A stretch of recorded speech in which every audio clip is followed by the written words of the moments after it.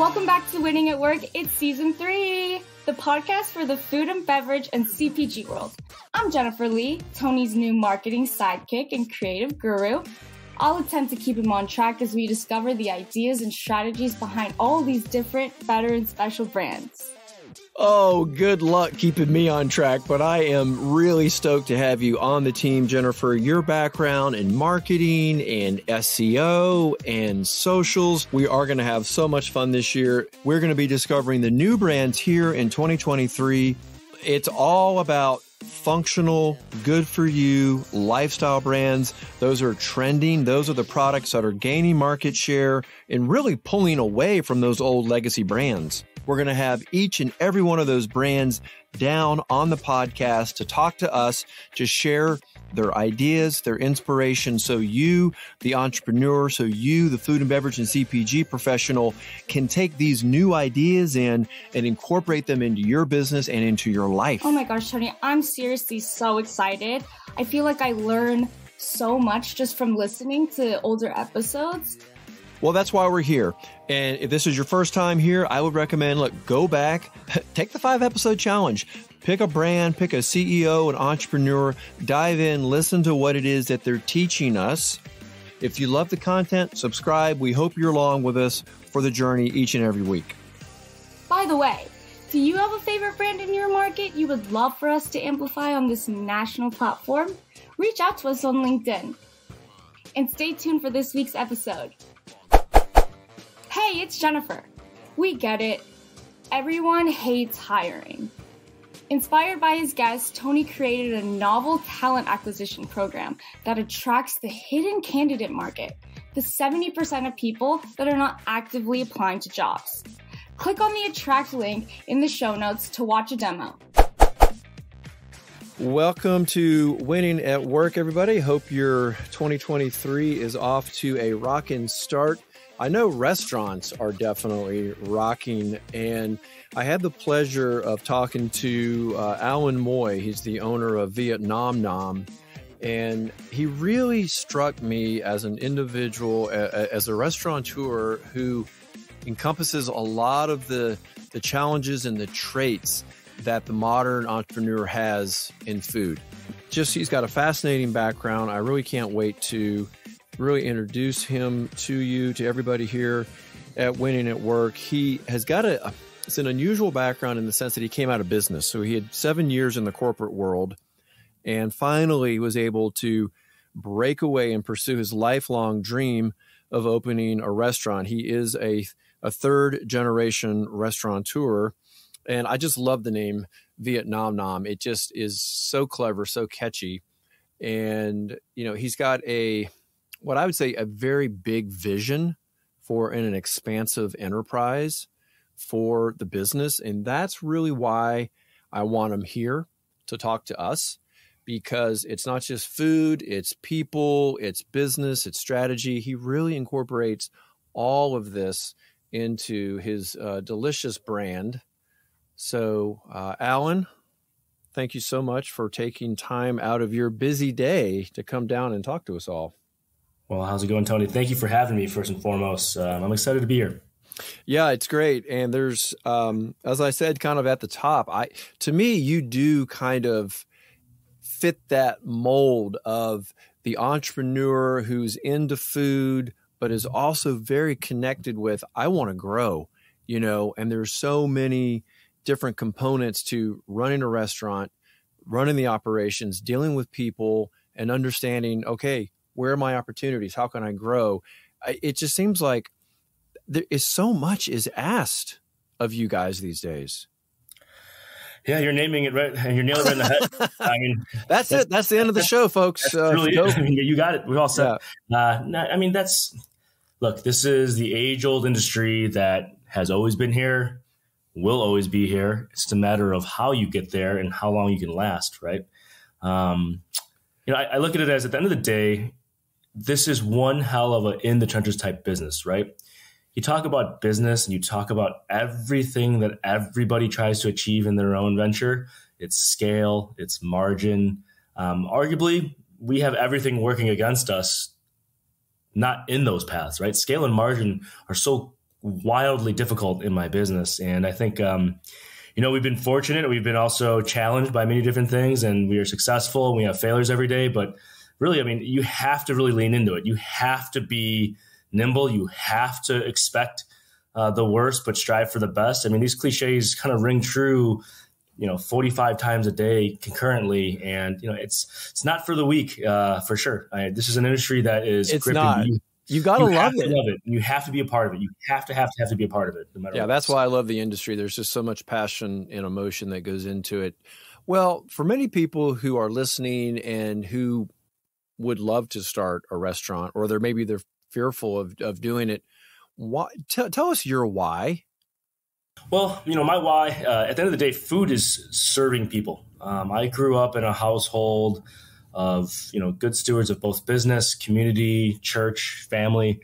So my parents, the year that I was born, they were crazy enough to have me literally build their restaurant and build the home that I grew up in. So they were at a point in their lives where, as teachers, they were trying to scratch an itch for entrepreneurship, but really trying to also create that livelihood, being first generation born Chinese Americans. And so for me, I was born into this craziness. I feel like just very naturally, very magically, I was born into this chaos. I say that because, I have also 3 wonderful siblings, and, they have their passions, and trust me, our whole family loves food, truly. But somehow just that magic in that crazy year of 87, that meant that I was just thrown into that mix, right? So I think my energy, my sort of Energizer Bunny nature sort of stems from that crazy, chaotic year in the best kind of way. My mom was the ultimate lightning rod, 5 feet tall and nothing but energy. Oh my God. I can totally picture that. You really need that in a restaurant. You need that center fireplace burning, just putting all that energy out, keeping everybody going. Yeah, you have to be, and you have to control that too, right? So it's interesting. I have my culinary director is a funny anecdote, or kind of a fun one. He likes to ask this sort of curveball or teaser in a question, in an interview setting rather, as a question to candidates, and he just asks them, what if you were a tool in a kitchen or a piece of equipment, which would you be, and how would you describe that? Very specifically, you kind of talked about the energy and that fire. I always tell them if I have the opportunity to share with them my equipment piece, I'm sort of that walk burner, right? So I'm at that near 1,000-degree temperature and constantly, one of the biggest important tools in the kitchen, and that big energy and that big source of energy, right? So at the same time, though, you have to control that temperature, and you have to harness it, and you have to utilize it expertly, right? So I look at it as you have to bring that energy. I mean, this is an industry that could always, survive you, but at the end of the day, for you to survive, you have right. You have to constantly be there. You have to have attention to detail. You have to constantly keep up that pace. And at the end of the day, a lot happens. Call-offs, and these days, illnesses, the pandemic. I mean, just every single curveball in the world. And if you don't have that energy to keep tempo and to keep the team moving, they feed off of you. And obviously, I look at that as something that I have to lean into. I don't look at it as a complaint or an obstacle. It's what I've signed up for. So, yeah, I mean, this is an energy-driven industry for sure. Yeah, exactly. Well, at least you recognize your role as a servant leader. We talk about that a lot here, and you absolutely are. You're the most important person is whoever's talking to the customer, or whoever's cooking the food. So let's kind of transition for a moment. Well, wait a minute. We haven't talked about your restaurant. Tell us, give us the 30,000 foot view, obviously Vietnamese, but just give us an overview of kind of the brand. Absolutely. So Viet Nom Nom is a Vietnamese inspired quick service and food service restaurant. So what that really means in a nutshell is, what we're trying to do is bring the wonderful classics of Vietnamese food, call it your banh mi, your beef pho, right? Those sort of amazing recipes and, dishes that don't need much changing, but for our purposes, we want to make that as approachable and high quality as possible. So we do scratch cook in our kitchen. We do it in a way that we are still able to bring Asian food to people in the very familiar format of soup, salads, and sandwiches, right? They just happen to be extremely unique and extra flavorful with all the different herbs and sauces that we do. But my goal is to also bring that sort of experience into places where people are on the go, people have limited options, or they have options that may only be sort of on the unhealthy tilt. And there's a place for everything. We don't bash anything when it comes to burgers or fries or, even the greasy spoon type menu. But for us, we want this to be a sustainable, approachable, affordable experience. So we bring the best of the best, right? So banh mi, pho, things like that. We do all house-made sauces. We try to be as mindful of the modern diner as possible. So all of our sauces, all of our proteins, for example, gluten-friendly. We've done our own vegan take on the classic Vietnamese iced coffee. So all these wonderful flavors and people call them trends, but they're really lifestyle and they're really, they're here to stay, right? So people want to eat quality, hearty, healthy, uniquely. So we sort of want to address that challenge every day and hopefully serve the best possible unique experience we can. And we do this in a way where our model certainly works in multi-layers. So I said food service business because we are a traditional brick and mortar in the quick service format, but we also have these wonderful partnerships that we just are completely driven by, which is much in part due to our local partners like Northwestern University. So on campus, we have a food court location. We will do wholesale grab-and-go meals, and we'll also have a preferred catering relationship on campus. And in previous years, we've also even been a kiosk vendor at the football stadium. So these sort of partnerships create that scale, ideally, which is possible margin over time, to really just get and distribute your products out into the marketplace. Okay, so yeah, you've got into the topic that I wanted us to touch on is the kind of what your current status is as a business. So you've got your traditional kind of brick and mortar storefront, that a retail storefront that people can find you. You're also in Northwestern. That's correct. Yep. And that's your kind of your food service play. Yep. How scalable is that?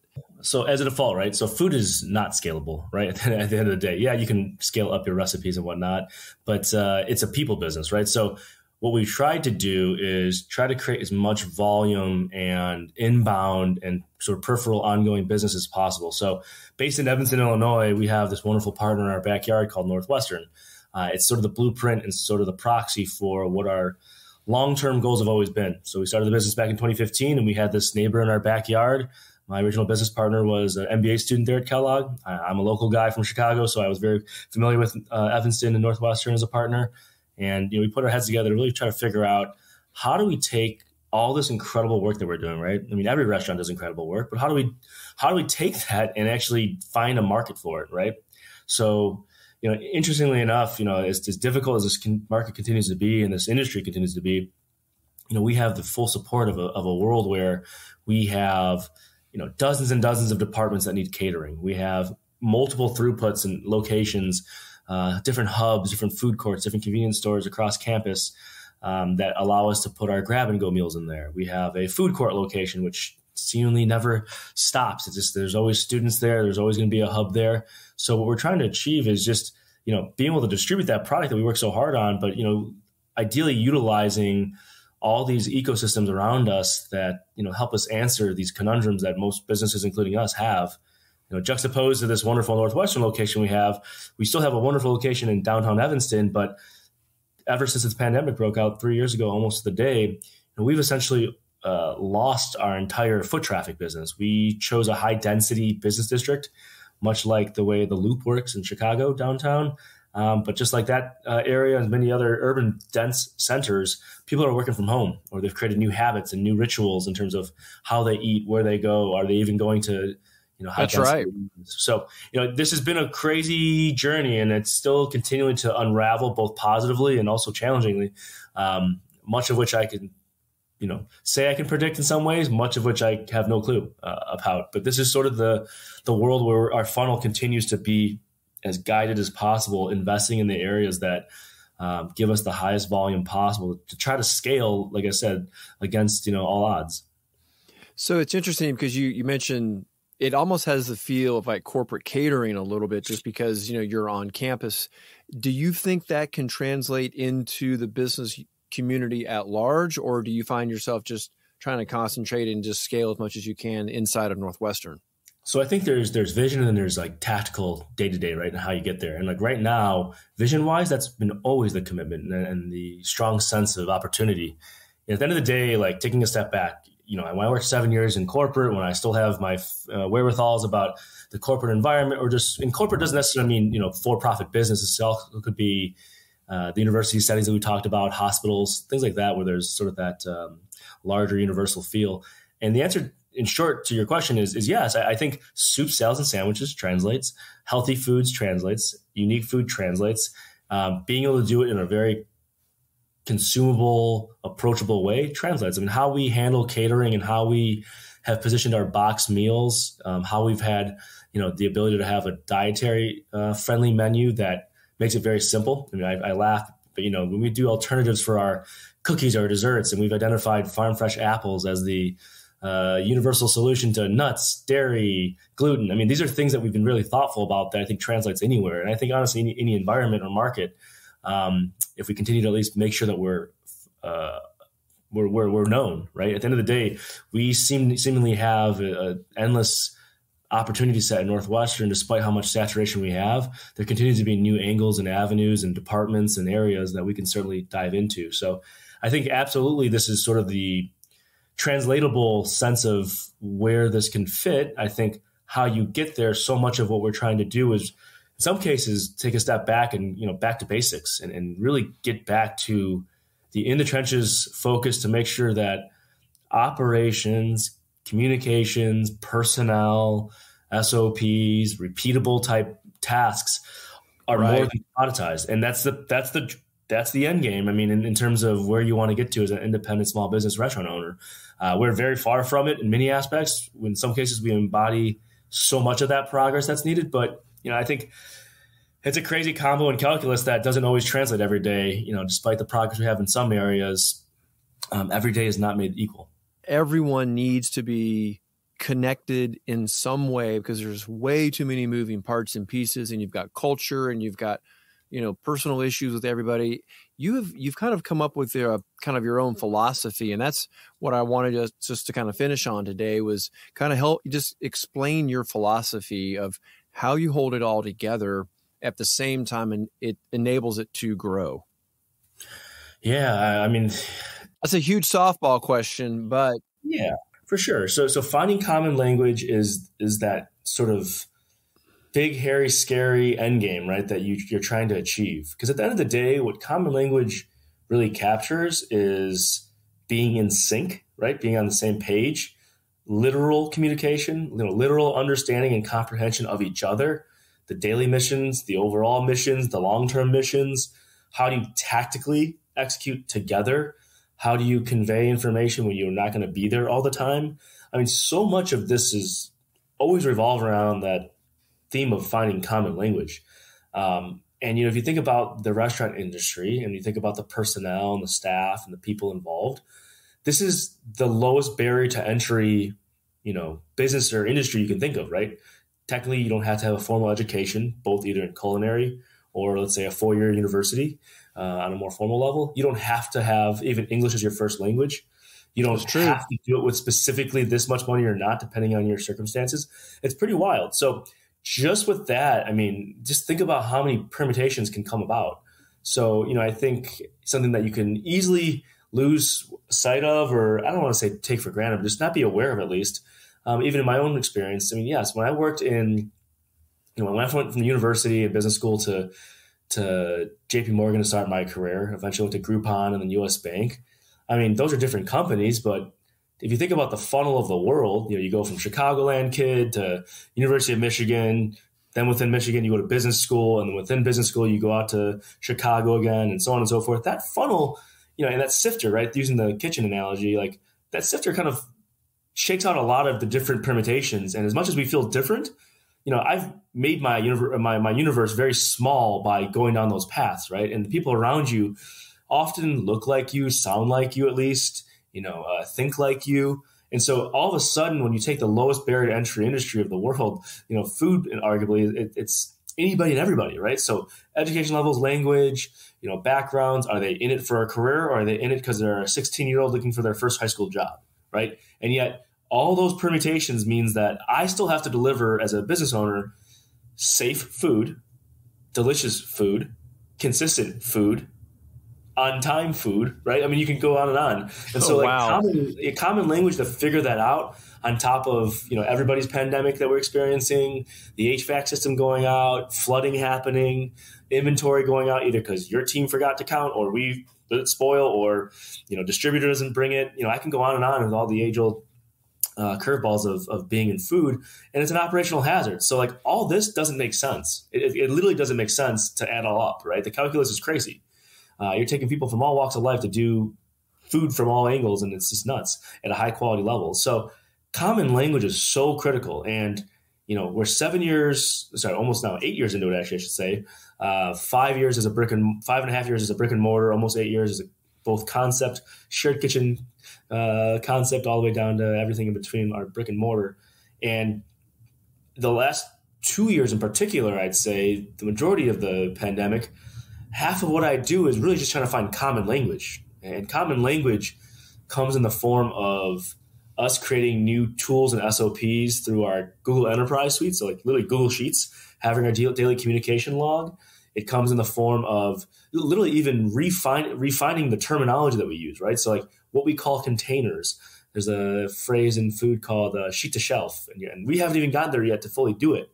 But the idea of making sure that labeling and what goes on your shelves for dry goods or food matches the same common language on a sheet so that sheet translates to what we order from distributors. I mean, it's just, and then what we say is either out, low, or too much of, how we say to each other what to execute or prep. I mean, just that alone, like literal language is so critical. And as simple as that sounds, it's so complicated because people come from different kitchens, again, backgrounds, education levels, so on and so forth. So, at the end of the day, like my main focus and constant mantra is how the heck are we finding common language? Because every day that I do something asymmetrically from the rest of my team or vice versa, or we misinterpret stuff and you assume something or you read it differently. Right. You run the risk of a mistake. Yeah. It can be, and not just mistakes, multiple mistakes, right? Or most importantly, when we call mistakes in our industry mistakes, they could actually be, God forbid, health hazards, right? Well, if you say you have celiac, it's more than a mistake, someone gets. For sure, 100%. So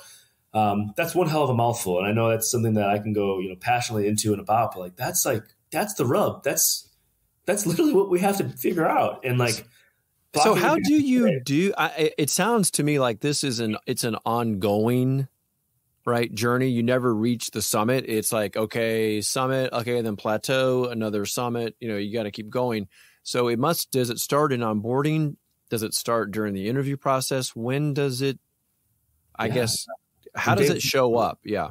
Yeah, from moment one. I mean, from a personnel standpoint, look, we always when we talk to candidates and we talk to people even internally still as their existing employees, it's about temperament and it's about flexibility, adaptability. So one of the most translatable things in the end is finding people who can honestly adapt and who have either experienced already or who have temperaments and personalities who can dig in when things change. And I know that sounds very, very high level and it's a little bit of a kumbaya type. Well, I want to interject one thing though, because we have talked quite a bit about Clifton StrengthsFinders. Right. And that's not something you and I have discussed, but it's come up many times before. And one of the attributes that they test for is adaptability. Yeah. So for sure.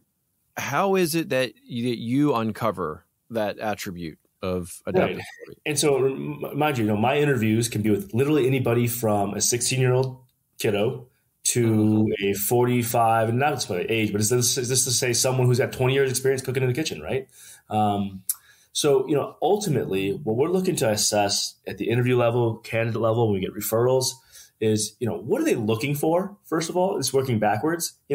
Some people say it's a job, some people say it's a career, but like, what are they literally looking for? Some people who tell me that they want absolute consistency. Their shifts will never change. They're going to work only Monday through Friday. They only work 7 a.m. to 3 p.m. because that's the only time they're available. That they have to do this one location. I mean, arguably, they sort of unwind themselves as a candidate. And not because it's a red flag. Yeah. Yeah. I don't sit there and like when someone's dialed in and knows what they need, that's really helpful. Don't get me wrong. There's a lot of balancing acts there, right? But we start to cringe a little bit when we hear the balancing act that we'll have to play if one person is expecting nothing but consistency. And I say that really, really poignantly, but I also say that with the notion of my whole goal is to deliver that. Like I have this long-term mantra one day, like God forbid, I want 4-day work weeks, 10 hours in my industry. That's nothing versus what sometimes people work. And they can have a 3-day weekend for once, and they can be laser focused, be a part of the critical hours of our business, and arguably, work 8 to 6, and that's your 10 hours. But like I say all that, and like the challenge that I have is when you start saying you want to work, and you can only work for that matter in a certain window, certain days only, no matter what, and this is what you're used to, this is what you're going to do, that's all you want to do. That sounds a lot more like, maybe some of the whales like a McDonald's or places that have a little more of a robotic sort of calculated predictor of the day, right? Now that's a retail job. That's a retail job where you just punch the clock. Yeah, absolutely. And I would challenge, obviously, I don't want to say there's not curveballs at McDonald's, they don't have supply chain issues either. But I think at the end of the day, you're looking for that. You're identifying people's openness even in discussing. Like people sell you their best version of themselves, right, in an interview. So I can already have to imagine what I have to sift through and think through and see what's genuine. But like if you're initially not even for the idea of adaptability or embrace challenges, or through your experiences, I don't care if it's your high school extracurriculars or on the basketball team and you had some adversity because someone got injured and you got to play, like these are translatable traits, right? I mean, I don't have to always hear that only in a kitchen environment when you've worked before and the fridge went out, this is what you did. Like that's not anywhere close to what I have to only hear. But we have to constantly identify people who are prepared for change, who have gone through adversity, who have gone through real tangible experiences, work and life, that show me that for the things that I can't even predict, that I couldn't even rattle off about what's going to happen tomorrow. In this given week, we've had 3 call-offs due to illness, much in part ambiguous in terms of when they're going to come back. You throw in 5 other things. I couldn't even predict that. And so I have to find people who have an attitude and a temperament that are built for sort of the unknown. And that's a huge, huge unicorn to find. That's not that simple to find, let alone even identify during an interview process. Yeah, it is tricky because you really do want to come up with some kind of a behavioral question that can lead you down that path. Otherwise, you really are just kind of throwing darts, in the dark. But I think you're really on it though, just by when they throw a schedule out that's so inflexible and they don't show any openness, any willingness to be flexible, then that's a pretty good indicator that that's not going to work in your space. What about just in general though, for training and for development? How do you help people along in their career, right? You're so focused on, obviously, all you said, you have to deliver everything to the consumer, that on top of that, sometimes these people are expecting, for you to give them something too. How do you balance that? So I think at the end of the day, my goal, and I believe our reality, is that we have, a pretty safe and open space and environment where, outside passions, outside goals, long-term goals are literally expressed daily and discussed and talked about. And I mean that because it's really important. Look, I am someone who came from 7 years, majority in Wall Street, on paper had nothing to do with food, right? But I had certainly mentors who took me under their wings along the way and helped me develop life skills, professional skills, analytical skills, things that translate to food, maybe atypically and typically. And it was nothing but, I think, that open environment for myself, speaking to leadership, wanting to do entrepreneurship, in some cases very candid about wanting to open restaurants. And yet I was in a suit and tie working in corporate. So I've experienced it. I don't think it's hard for me to understand this when I've experienced it. But what I mean by all this is like, we got to find a way where people feel comfortable being themselves. I am in an industry where people are told every day that they're not professionals. They're not looked at as professionals. We're looked down at. I get treated myself just like any Joe Schmo on my team. I get treated even, less than an average person based on sometimes the feedback you'll get on a Yelp review to the complaints you'll get in the storefront, as if you're not the same sort of peer-to-peer person. So I'm trying to figure out this world every day where I can make it so my team feels valued. My team feels like they have a purpose, that they know that their other purposes in life are also valued. So, I have one of my supervisors. She is someone who moonlights and side hustles heavily as a hair designer. I have discussed with her that business model. I've discussed real estate opportunities with her. I have discussed connecting the dots on some local resources for entrepreneurs, minority entrepreneurs, things like that. To me, that's part of the fabric of the business. I don't sit here and try to also hire people thinking that they're going to work in Vietnamese fast food for the rest of their lives. Arguably, I could almost guarantee you everybody but maybe one or two have never envisioned themselves working at a Vietnamese restaurant. And I'm talking to one of them right now. Yeah, that's right. That's actually right. We're spot on, right? So I mean, I'm a walking walk of all the talk, right? So like, right. I would be such a hypocrite by nature and a little hypocrite if I didn't buy into this. And like, it's really important because if I can get the best out of someone, it's because it's the best version of themselves. You're not your best version if you're not feeling like yourself and you're not feeling open and able to express your love for fashion, how one day you want to go to law school. I mean, all these things, these are anecdotes, are all real ones, right? I've written law school recommendation letters for Northwestern students who've worked for me that have now gotten into law school. I have people who have come to me as an intern through a culinary program, but really that was just their way as a young professional finding any path, but they've openly told me they want to work in automotive. And guess what? We make that phone call back to that same internship developer that can maybe help this young man train in the automotive practice of that internship program. It's all open book. The better, at the end of the day, transparency, communication are everything that we've said, right? And the more I know about where my team's heads are at, I can get the best out of them from however long they're here. The smoke and mirrors that happens in life most times also in this industry is that you don't know two ways. And so guess what? One of your really productive workers leaves after 3 months when really we could have got ahead of this. And unfortunately, if they make that decision in their own head about how it doesn't fit, they've made that decision in their own head and they're gone in 3 months. Whereas exactly. And they never opened up with a personal life and you could have seen, helped, and just walked the walk. I can move them from full-time to part-time, right? So they can go to school, or I can even give them the resources subsidized, by the way, by a lot of community partners that I work with, right? And all of a sudden it's sustainable. And they'd rather work for me while they get subsidized education and then they can still continue to make money. Loyalty goes up, retention rates go up. Absolutely. Alan, I'm going to throw you a curveball just because you're in the I know you're thinking about business expansion and you're going through this. I was talking to another restaurateur and he was struggling with trying to understand in his business model when it was right for them to open another location. And I'm curious, do you have any opinions on that type of a investment and the challenges of trying to replicate your culture? Sure. So that makes two of us, right? Not necessarily always knowing when the right trigger is there. Yeah. Okay, that's what I thought. But here's the prevailing things that I can share. At the end of the day, there's no magical formula that one person can say for the other, right? They can't tell you it's a capital funding thing as much as capital is important. They can't say it's a timeline thing or a certain amount of sales.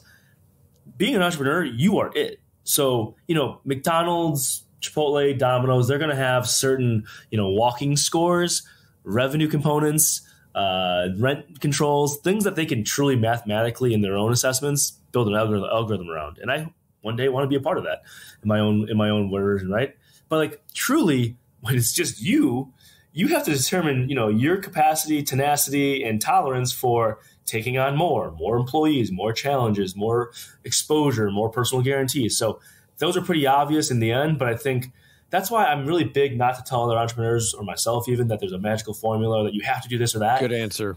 But what I would just really boil it down to though is you got to find your creative angles. What is your arbitrage in your path, right? So like, look, I have both successfully done this. I've kind of a mixed bag version of it. And also I've done it to failure definitions, maybe not by failure of the attempt or the opportunity set, but failure because they're no longer here. So I mean this by saying this, like during the pandemic, I have opened and closed locations in the same time. I have open locations that are still there during the pandemic. But at the end of the day, one thing for us has been so critical is that scale, that big, hairy, scary goal in this business. We've achieved scale through opening certain locations that arguably didn't have any CapEx. So, I think of some of the handcuffs and so many conundrums that I've experienced because of the CapEx involved and the sunk costs you got to deal with when you build your own store. Northwestern is an example, a food hall that we had down in the west side of the Chicago city footprint. A location we have also at one of our prep kitchens down at East Garfield Park in Chicago.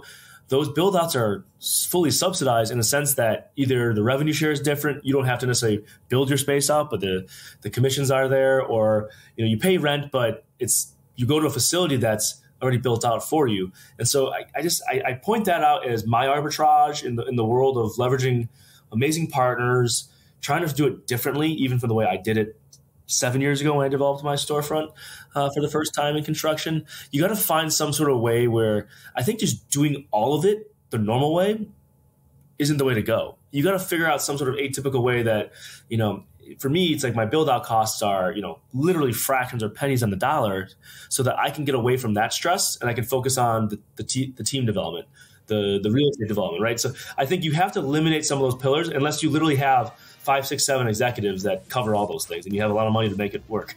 I don't know. I think you just nailed it.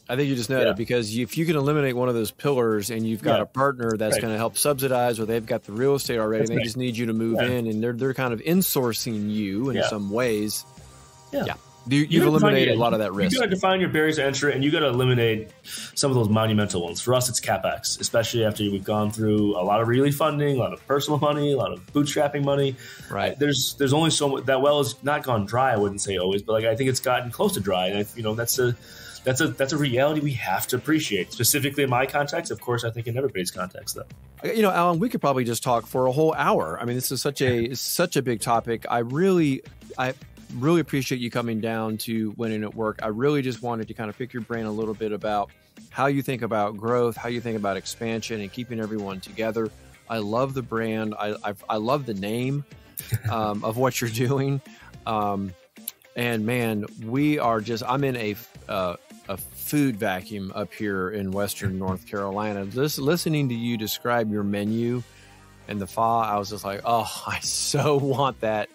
I'm going to have to get back down into Atlanta. We've got a big Vietnamese community down there. I've started to trek across North Carolina. We've gotten to Asheville, we've gotten to Charlotte, we've gotten across a few different areas. But one of my favorite food halls literally ever in the country is actually based in Charlotte. So the goal is to find these urban academic areas that really support partnership. And, I have found that, like I said, heavily in academic environments that have a sort of urban tilt, but at the end of the day, an academic environment really puts partnership first. So you as a partner as well on this pod, I mean, to me, this is as good as it gets. You have to work with good people, and I think that's the fabric of the community building that we try to embody and execute on every day. So thank you. Yeah, I love it. Well, I appreciate you coming down, and I look forward to having more conversations with you as you grow the Viet Nom Nom enterprise. Well, much appreciated. Looking forward to that for sure. Thanks so much, Alan. Thank you.